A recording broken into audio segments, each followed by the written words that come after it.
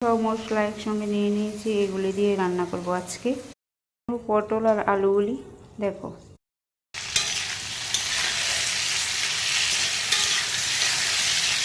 Finally ভাজা হয়ে যাচ্ছে, ভাজে নামিয়ে নিয়েছি ভেজে।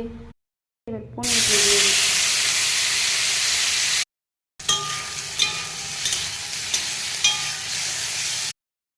পটল পনির আলু এক জায়গায় নামিয়ে নিয়েছি।